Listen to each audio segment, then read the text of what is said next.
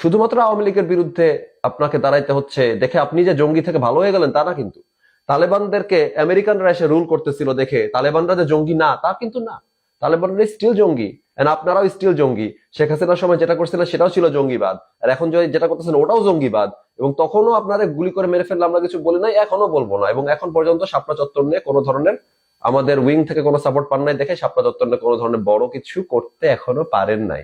July August নিয়ে তামা তামা হয়ে যাচ্ছে এলাকা, শাপলা চত্বর নিয়ে একটা ফাউন্ডেশন বানাইতে পারছেন সর্বসম্মতিক্রমে? সেই মোল্লারাই করতেছেন, কারণ মোল্লাদের চোখে তো তারা শহীদ, বালের শহীদ আমার। শাপলা চত্বরে যারা মারা গেছে প্রত্যেকে miscreant and they deserved to die. আপনি ওখানে যাবেন কেন নাস্তিকের ফাঁসি চেয়ে? জঙ্গিবাদী কাজ করবেন, গুলি খাবেন, কমপ্লিটলি ফাইন।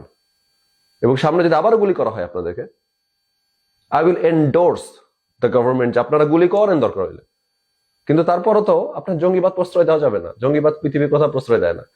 আমেরিকা একমত, ইউরোপ একমত, ইন্ডিয়া একমত, বাংলাদেশও একমত। কারণ কঠিন মিসোজিনিস গ্রুপের মধ্যে এই ধরনের কথাবার্তা বলা হয়েছে যে শাপলা চত্বর 2.0 করা মনে হচ্ছে জরুরি হয়ে গেছে। এবং সেখানে কঠিন মিসোজিনিস্ট এবং মুসলমান মেয়েরা ছেলেরাই সাপোর্ট করছে যে হ্যাঁ এটা করার দরকার আছে মনে হচ্ছে। কারণ জঙ্গিবাদ কেউই পছন্দ করে না, বাংলাদেশেও পছন্দ করে না, কোনো পৃথিবীর কথা পছন্দ করে না। যখন আমি বলি যে আপনি আমাদেরকে মারতে আসলে বা এরকম টাইপের নিরীহ মানুষ মারতে আসলে আপনাকে মেরে ফেলবো, দ্যাটস নট টেরোরিজম। এটা হচ্ছে টেরোরিস্টদেরকে কিভাবে জবাব দিতে হয় সেটার চিহ্ন। এবং এই বিষয়ে আমেরিকা একমত, ইউরোপ একমত, প্রত্যেকটা সভ্য বিশ্ব একমত। আপনি আবার দন করতে আপনি প্রশ্ন নিয়ে এসে বলেন যে শেখ হাসিনার গণহত্যাকে আমি সাপোর্ট করছি। ইটস নট অ্যাবাউট গণহত্যা সাপোর্ট করা। আপনি গণহত্যা করতে চান, আপনাকে মেরে ফেলাটা জায়েজ। এটা 100 বারই জায়েজ থাকবে, 1 কোটি বারই জায়েজ থাকবে, পৃথিবী যদি নাও থাকে তাও এটা জায়েজ থাকবে। এবং এটাই থাকবে morally right thing to do. Sheikh Hasina এখানে ব্যাপার না।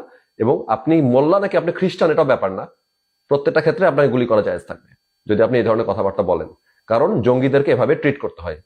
জঙ্গিদের সাথে পুতু পুতু করে কথা বললে হয় না, জঙ্গিদেরকে গুলি করতে হয়। এন্ড আমি জঙ্গিদেরকে গুলি করার পক্ষে, আগেও ছিলাম, এখনো আছি।